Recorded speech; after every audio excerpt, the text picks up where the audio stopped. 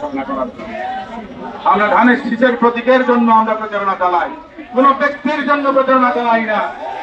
এই দলের প্রতিষ্ঠাতা শহীদ রাষ্ট্রপতি জিয়াউর রহমান, যে শহীদ রাষ্ট্রপতি জিয়াউর রহমানের আশীর্বাদ পুষ্ট হবেন, বেগম খালেদা জিয়া তারেক রহমানের আশীর্বাদ পুষ্ট হবেন, জনগণ তার পক্ষেই আসবেন সেই প্রত্যাশা করি, সেই আহ্বান আমরা জানাই।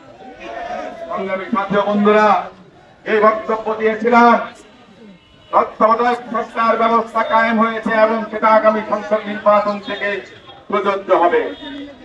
আগামীতে অন্তর্বর্তীকালীন সরকারের অধীনে ফেব্রুয়ারি 2026 সালে যে নির্বাচন হবে, সেই নির্বাচনে যারা জয়ী হবেন তাদেরকে মাথায় রাখতে হবে, জনগণের শাসন, আইনের শাসন যদি প্রতিষ্ঠিত করতে না পারেন তাহলে পরবর্তী নির্বাচন তত্ত্বাবধায়ক সরকারের অধীনে হবে, কোন দলীয় সরকারের অধীনে হবে না।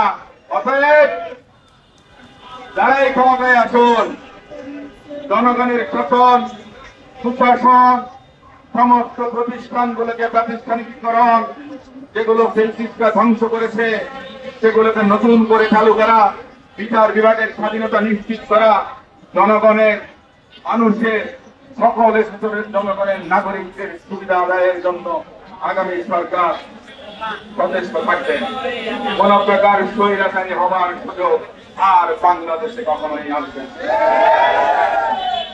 আমরা চাইব এদেশের জনগণ যারা অতীতে দেশ শাসন করেছেন, যারা ভালোভাবে দেশ শাসন করেছেন, অন্তত নিশ্চিত করে বলতে পারি যতগুলো সরকার ছিল বিএনপি সবচেয়ে বেশি সুশাসন নিশ্চিত করতে পেরেছেন, যতটুকু পেরেছেন চেষ্টা করেছেন। ইনশাআল্লাহ আগামীতে যদি বাংলাদেশের জনগণ সুযোগ দেয়, বিএনপি গণমানুষের আকাঙ্ক্ষার প্রতিফলন ঘটাবেন, আইনের শাসন, সুশাসন, জনগণের শাসন নিশ্চিত করবেন।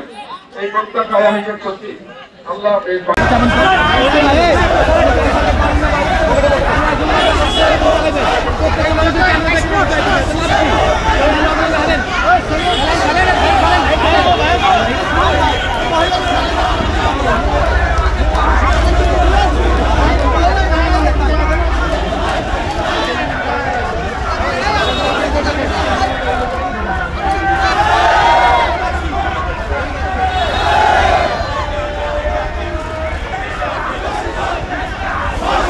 মাঝখানে